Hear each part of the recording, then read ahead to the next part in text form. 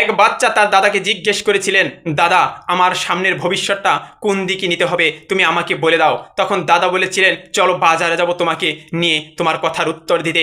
বাজারে গিয়ে দাদা দুটি গাছের চারা নিয়ে আসলেন, একটা বাড়ির ভিতর টবে বরণ করলেন, আরেকটি বাহিরে লাগালেন। দুইটি গাছ লাগানোর পরে 4 বছর পরে সেই বাচ্চা আবার গ্রামে ফিরে আসলেন।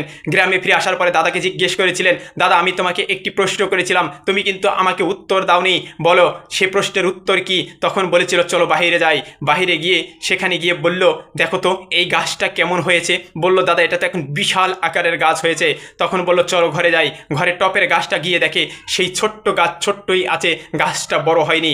তখন দাদাকে বলল, দাদা এটা কি বুঝাইছো তুমি আমাকে, কিসের উত্তর এটা? তখন দাদা বলেছিল, বাহিরে যে গাছটা রোপণ করা হয়েছে সে গাছটা অনেক ঝড়ের মধ্য দিয়ে অনেক শক্তিশালী হয়ে টেকসই হয়ে তার শিকড়টা মাটির অনেক তলদেশে চলে গেছে, কারণ তার উপর দিয়ে অনেক ঝড়ঝাপটা গেছে, তাই সে শক্ত হয়ে দাঁড়াতে শিখছে এবং সেই দাঁড়াতে শেখার কারণেই আজ সে বিশাল বড় এক গাছে পরিণত হয়েছে।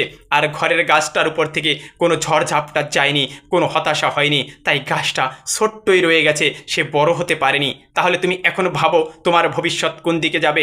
যেখানেই তোমাকে মানুষ নিয়ে সমালোচনা করছে, যেখানেই মানুষ তোমাকে নিয়ে অবজ্ঞা করছে, যেখানেই মানুষ তোমাকে নিয়ে নিন্দা করছে, সেখানেই তুমি টেকসই হয়ে দাঁড়িয়েছো, সেখানেই তুমি টেকসই হতে পারছো।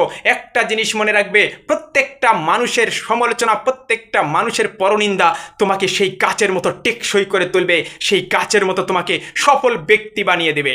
ধন্যবাদ।